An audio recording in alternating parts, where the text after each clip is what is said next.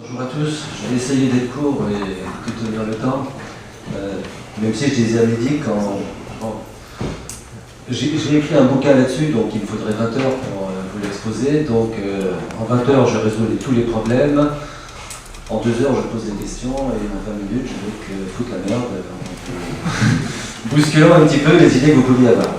Bon, je vais rester donc sur ces deux concepts, complexité et compétence. Tout simplement parce que ils sont intimement liés et je ne vois pas comment on peut parler de compétences si on ne réfléchit pas en termes de complexité. L'inverse n'est pas vrai parce que la complexité ça débouche plein d'autres choses, mais c'est vrai que le concept de compétence, si on n'a pas la complexité derrière, on n'y comprend rien.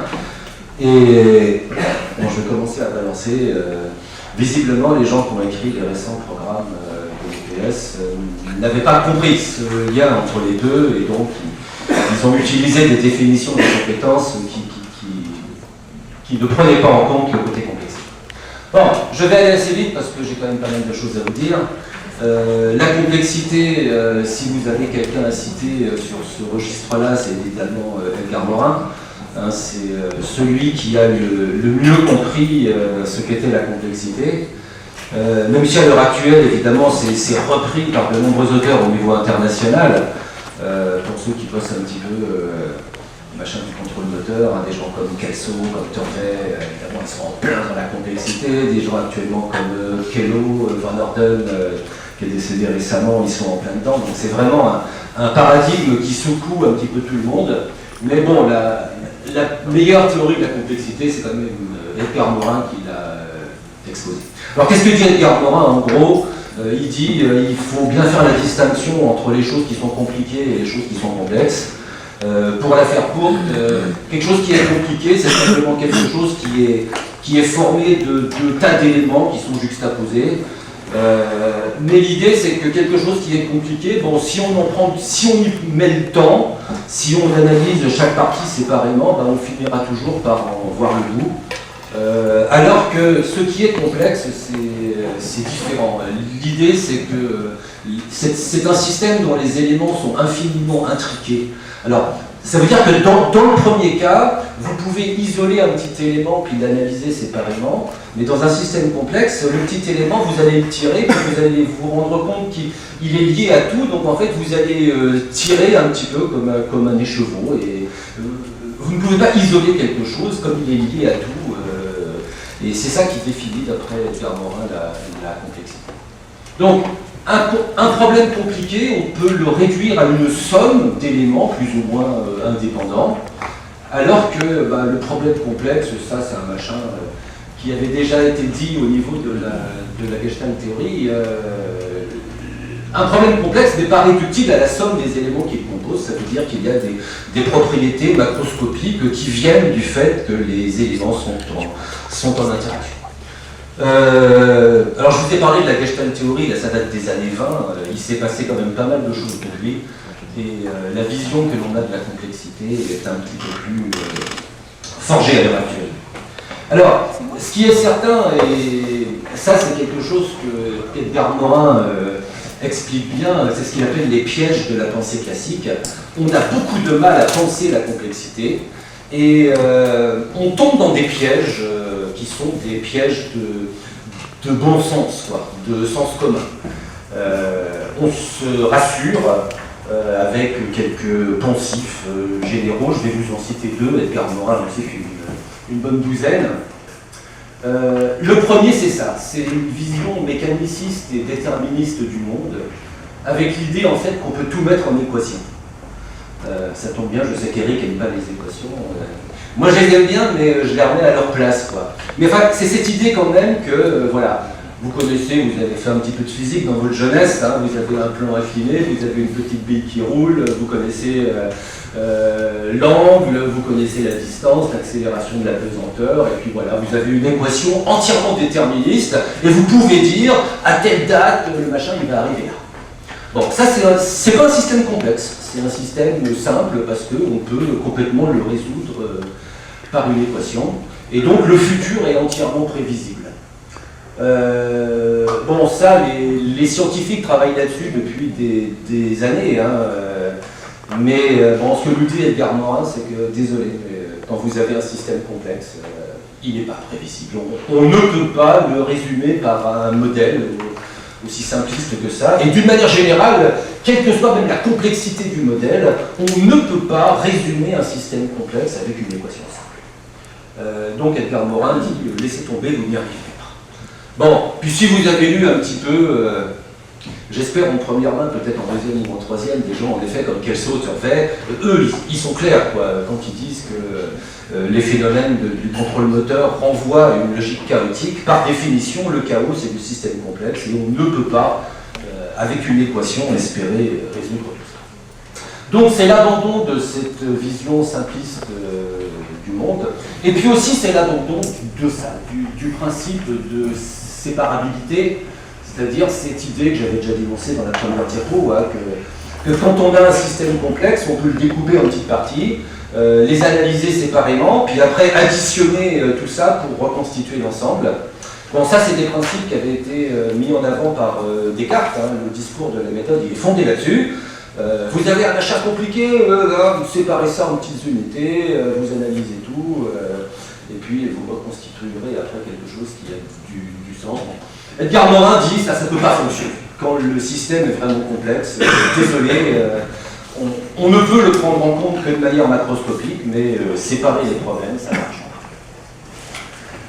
Bon, autre chose que dit Edgar Morin quand même, dans la science classique, il y a un truc qui fonctionne bien, c'est-à-dire que si vous avez un effet, il doit y avoir une cause, et puis une cause produit un effet, et surtout il y a une proportionnalité entre les causes et les conséquences.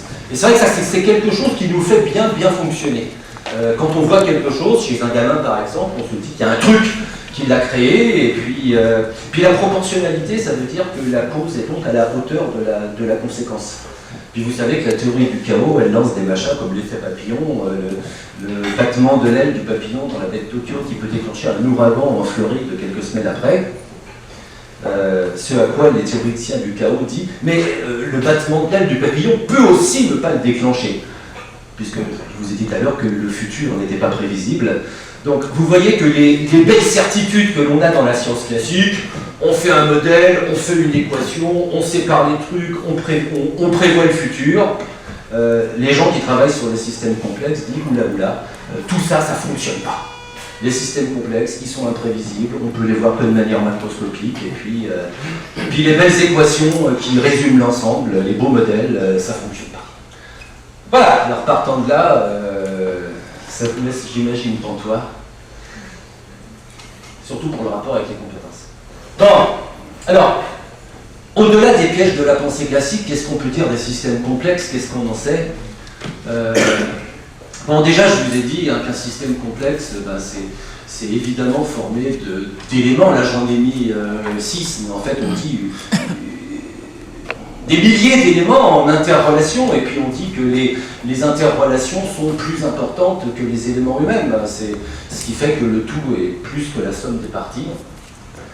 C'est un petit peu plus compliqué que ça. L'idée, c'est que en fait, chaque système est plutôt que composé d'éléments en interaction, il est composé de sous-systèmes en interaction, et chaque sous-système étant lui-même un système complexe, et on peut continuer comme ça à l'infini avec des sous-sous-sous-systèmes. Donc la complexité, et ça c'est une idée qu'il n'y avait pas dans la Gestalt théorie, c'est aussi une logique hiérarchique. En fait, c'est des systèmes complexes qui sont enchevêtrés les uns dans les autres.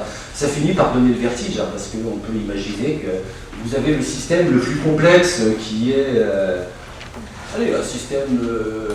donc c'est celui que vous avez en bas. Hein. Un système qui va être un système à l'échelle galactique, et puis vous allez remonter à un système au niveau système solaire, et puis vous allez remonter à un système planétaire, et puis vous allez remonter à un système au niveau de niche écologique, et puis après vous allez mettre des individus ou des sociétés d'abord, puis ensuite vous allez mettre des individus, puis vous allez remonter comme ça jusqu'à la cellule.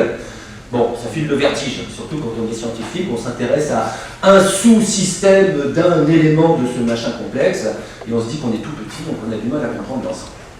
Bref, voilà comment on essaie de voir les problèmes de la complexité, et c'est vrai que ça nous fait tout petit. Quoi vous dire d'autre? Les systèmes complexes, ce qui est important, c'est que, et là il y a beaucoup d'auteurs qui travaillent sur cette idée-là. Le complexe, c'est quelque chose qui est un compromis entre l'ordre et le désordre. Vous retrouverez ça par exemple dans l'ouvrage d'Henri Atlan en 1979. L'ouvrage s'appelle Entre le cristal et la fumée. Et pour lui, en fait, le cristal, c'est l'ordre, la fumée, c'est le désordre. Et il dit que la vie, en fait, la nature, trouve son chemin à mi-chemin entre les deux. Et là, vous avez une autre illustration, c'est les termes que l'on emploie actuellement. Ici, vous avez un système qui est composé d'une infinité d'éléments, mais il n'y a pas ces interrelations dont je parlais tout à l'heure. Donc en fait, c'est des éléments qui sont indépendants. On peut dire que ce système-là, il est compliqué seulement. Vous pouvez analyser tous les éléments séparément, puis quand vous ferez la somme, vous aurez l'ensemble. Mais comme il n'y a pas ces interrelations, bah, c'est un système, entre guillemets, dans lequel règne le plus profond désordre. Et donc le produit de ce système, c'est du hasard. Et puis de l'autre côté, vous avez le cristal, c'est-à-dire un système qui est dominé par des éléments majeurs, qui ont des relations très très fortes entre eux, mais des relations qui ne bougent pas trop, des relations à peu près rigides. C'est le cristal, donc c'est une structure. Et là, c'est extrêmement rigide. Et puis, la complexité, c'est entre les deux. C'est-à-dire que vous avez un réseau complexe d'interaction entre les éléments, avec des... Ça, c'est une évaluation dure. Bon, vous avez certains éléments qui sont dominants, hein, c'est le haut de la hiérarchie, mais vous voyez qu'il y a des interrelations extrêmement riches entre tout ça. On n'a pas la rigidité qu'il y a là, on a l'organisation alors que là, on n'en a pas. Et la complexité, c'est ça, c'est donc ce compromis entre les deux.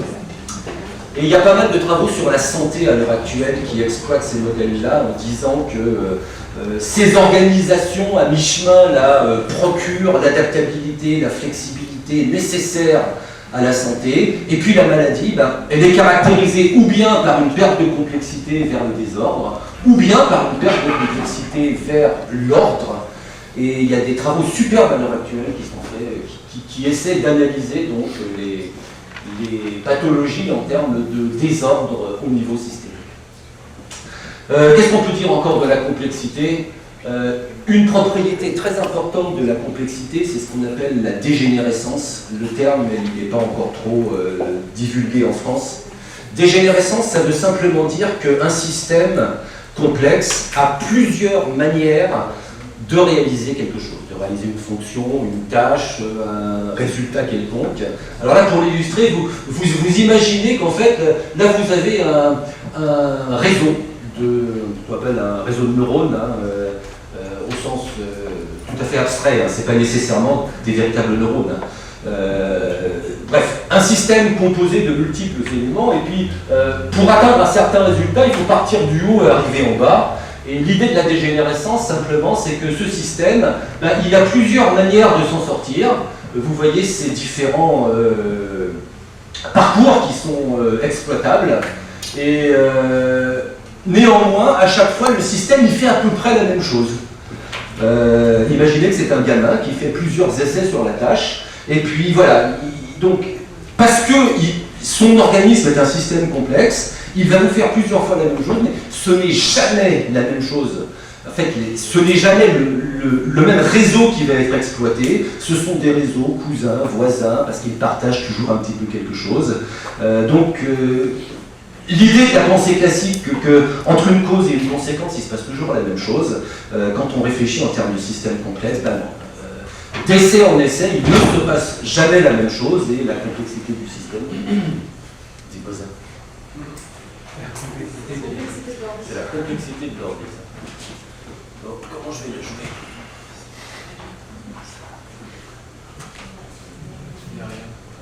Voilà.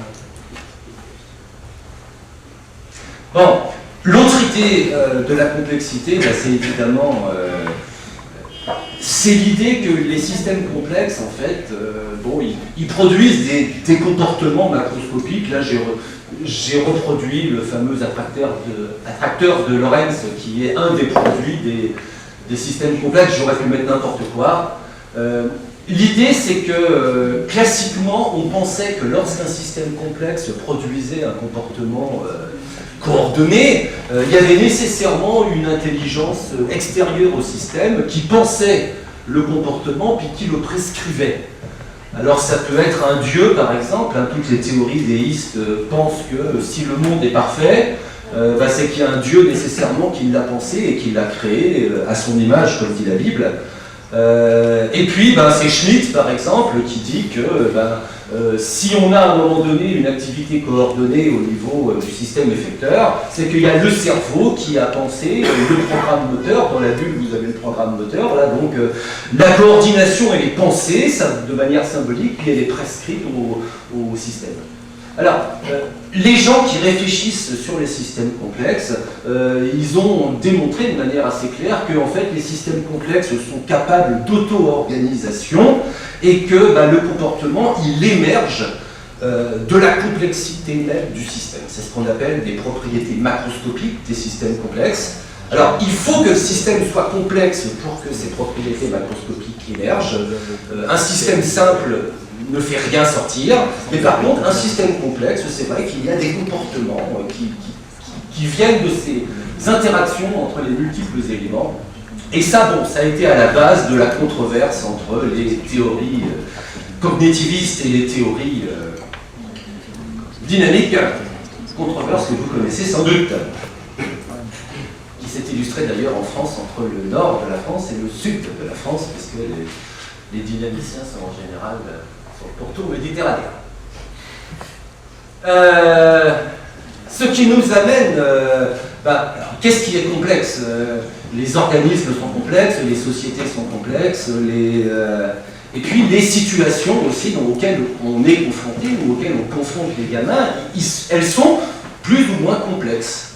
Et là, c'est un graphique que vous connaissez peut-être parce que je l'ai déjà publié dans 5 ou 6 publications. C'est un graphique de Francisco Varela qui oppose l'idée d'une situation simple ici à gauche et une situation complexe à droite. La situation complexe de droite, c'est la conduite automobile. Et lui, il prenait là les échecs pour rendre compte de cette situation simple. Si on veut aller vite, voilà un exemple de situation simple en éducation physique. Pauvre gamin qui fait le poirier tout seul au milieu de son praticable. Qu'est-ce qu'on peut dire?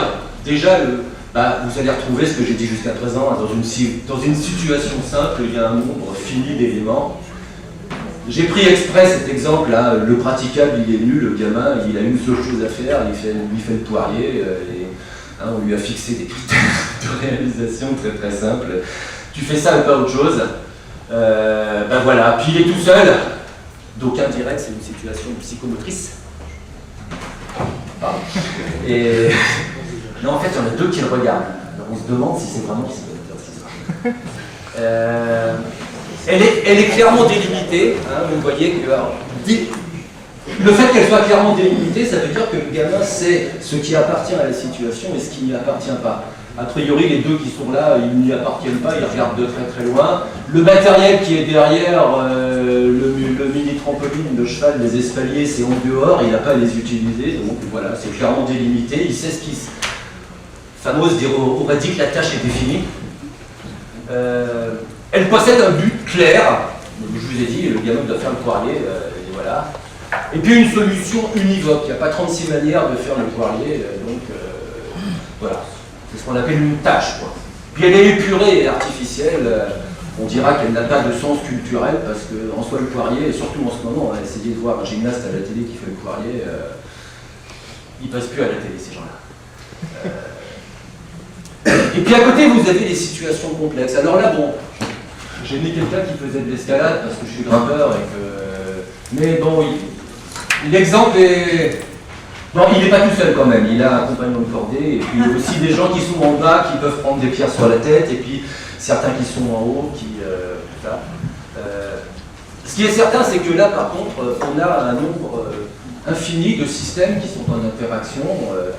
Il y a le rocher, il y a la météo, il y a le vent, il y a l'angoisse, il y a la fatigue de la semaine, il y a la copine en bas qu'on veut impressionner en passant ce passage, on ne sait jamais, il y a peut-être un coup à faire. Il y a peut-être qu'on est déjà passé là avant et puis qu'on s'est pris un but et qu'il y a un petit challenge personnel et puis voilà quoi, et puis ça s'inscrit dans une histoire de vie, tout ça. Didier, oui. Je suis dans le débat, il y a une compétence à développer, c'est en 2 minutes, il faut essayer de... Pas de problème. Merci. Donc, cette situation complexe, elle n'est pas clairement délimitée, c'est clair. C'est-à-dire qu'il y a des... Ou bien on se limite aux 4 mètres carrés sur lesquels on grimpe, ou bien on prend en compte, par exemple, les gens qui sont en bas et qui pourraient prendre des pierres sur la tête si on n'est pas prudent. Elle est chargée de sens et d'enjeux, je pense que vous aurez compris vu ce que je vous ai raconté. Il y a toujours une multitude de solutions, on peut s'en sortir soit en allant tout droit, soit en redescendant parce que c'est trop dur, soit en passant à droite ou à gauche. Et donc le but n'est jamais univoque. Donc si je résume tout ça, situation simple, délimitée, artificielle, efficace, surtout là on a une tâche au sens famosien. Là, on a l'exercice d'un métier ou d'une pratique sociale de référence. Et surtout, là, on a une habilité. Et là, on a une compétence. Donc voilà, le lien entre complexité et compétence, il est clair. Ce qu'on va appeler compétence, c'est la capacité à maîtriser des situations complexes au sens où je les définis. Alors, quelques diapos pour finir. C'est des citations de Pernou. Une compétence, capacité d'action efficace face à une famille de situations. Ce qu'il faut retenir, c'est la fin. Capacité à mobiliser les ressources à bon escient, en temps opportun, pour identifier et résoudre les vrais problèmes. On va dire que quand on est habile, on fait parce qu'on vous dit de faire. Quand on est compétent, on décide ce qui doit être fait, pas fait. Être compétent, c'est aussi éviter les problèmes, donc ne pas se lancer dans des impasses et tenir le temps. Merci. Attends, je il m'a dit qu'il allait faire 30 minutes. Non, mais il faut valoriser les échanges. T'inquiète pas, je vais aller. Le temps. On va pas échanger. Deuxième chose, toujours de Pernou, la compétence, c'est aussi juger de la pertinence des règles et des savoirs. Et ça, c'est quelque chose qu'on ne voit jamais apparaître dans la vérité. Être compétent, c'est décider ce qui est juste et ce qui n'est pas juste. Donc derrière la compétence, il y a de l'éthique, il y a des valeurs, il y a de la citoyenneté, et de manière constitutive. Ce n'est pas quelque chose que l'on rajoute et que l'on greffe, c'est constitutif. Et enfin, alors ça c'est Gérard qui le dit, c'est en sciences de l'éducation, ça sera ma conclusion, la complexité est au cœur de l'approche par les compétences. Être compétent, c'est pouvoir gérer le complexe, parce que bon, la vie, les groupes, l'individu, l'environnement sont d'une complexité. Voilà, donc message, on ne peut comprendre le concept de compétence et donc l'utiliser, l'exploiter au niveau de l'enseignement que si on comprend les liens que ce concept entretient avec la complexe.